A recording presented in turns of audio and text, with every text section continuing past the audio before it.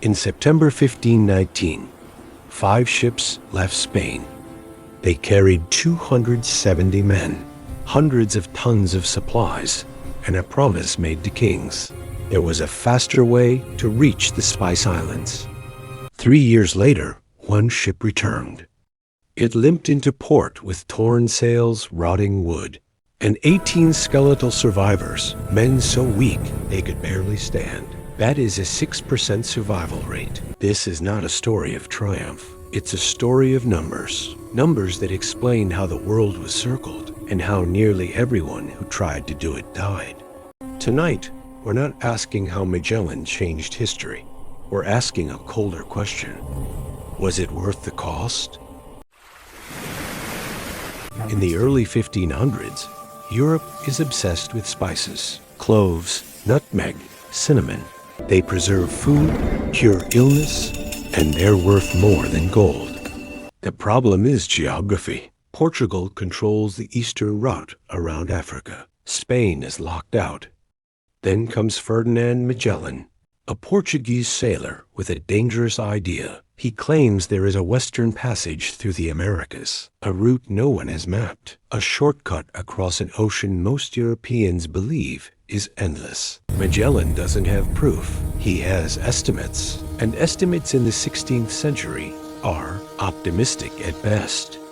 But Spain is willing to gamble, so they fund the expedition. 5 ships: Trinidad, San Antonio, Concepcion, Victoria, Santiago, crewed by 270 men from over a dozen nationalities. The goal: reach the Spice Islands, load the ships, return rich. The unspoken truth: no European expedition has ever attempted something this long, this unknown, or this statistically lethal.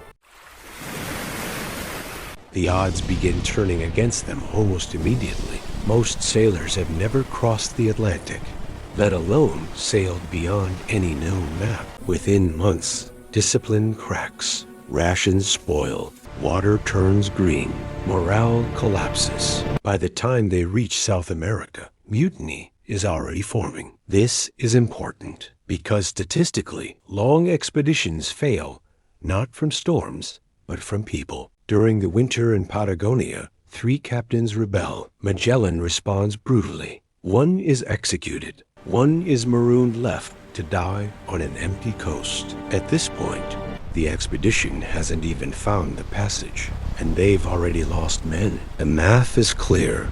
Before the true danger begins, the survival curve is already dropping.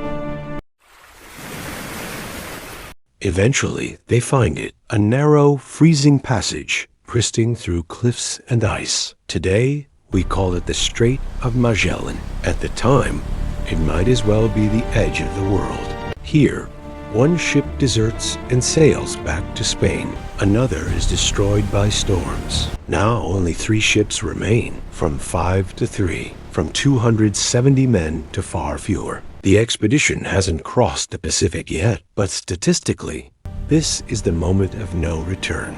Turning back means execution for treason. Going forward means sailing into an ocean no European has ever crossed. Magellan chooses forward.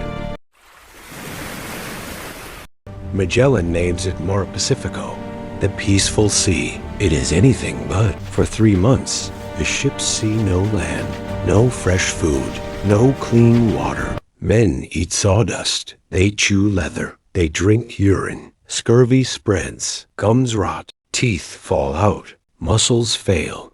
By modern estimates, over 70% of the crew is already doomed by this stage. Not from battle, not from storms, from nutrition math. They underestimated the Pacific by thousands of miles, and the ocean collects its payment in bodies. When they finally reach the Philippines, it should be salvation. Instead, it's another miscalculation. Magellan intervenes in a local conflict, believing European weapons guarantee victory. They don't. In 1521, Magellan is killed in combat. The man whose name defines the voyage does not finish it.